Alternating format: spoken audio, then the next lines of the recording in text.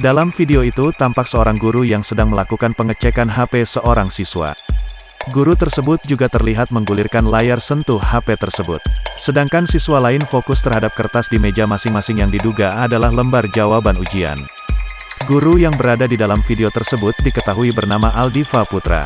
Aldiva merupakan guru di salah satu SMA yang berada di Medan, Sumatera Utara.